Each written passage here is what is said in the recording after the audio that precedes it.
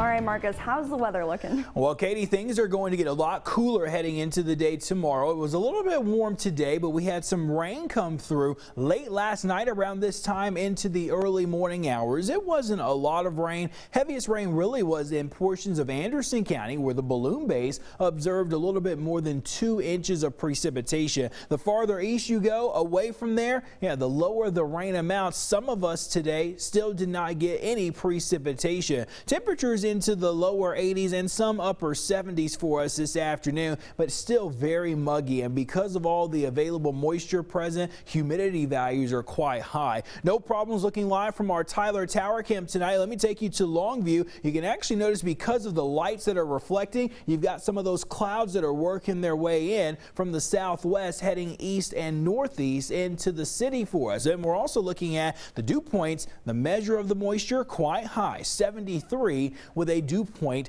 of 71. There are other air temperatures lower to mid 70s, even center still at this late hour approaching nearly 11 o'clock, holding on to a temperature near 80 degrees, and the humidity values are a bit high. This could lead to a couple of things: some patchy fog possible, along with the chance for maybe some light drizzle. Visibility concerns are not that much of a problem right now. The exception is Henderson, down to 3 miles of visibility at this time. Well, here's the cold front. It's already in Texas and riding along the Texas Panhandle, but the colder air is still moving through the Rocky Mountains. It will meet up here heading into tomorrow. There are a couple of isolated storms that have developed right near that area of low pressure and the cold front. Notice how those are developing just west of Interstate 35. We will see a small rain chance here into the day tomorrow, but it's really all about the cold front that we'll see. Overnight tonight, cloud cover with us. Again, maybe an isolated shower in deep East Texas to begin tomorrow.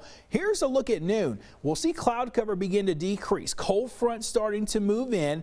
There is a chance for an isolated shower or a thunderstorm. Futurecast has that more so in portions of Louisiana and Arkansas. Some late day rain chances in deep East Texas after about 4 or 5 o'clock. Now behind the front, winds really begin to pick up. We're looking at a northwest wind 10 to 20 miles an hour, some wind gusts as high as almost 30 miles an hour going into the afternoon. Here's how temperatures will play out for tomorrow. Ahead of the front, a quick warm up, mid 80s, even upper 80s, perhaps getting close to 90 in deep East Texas or ahead of the front toward the mid afternoon.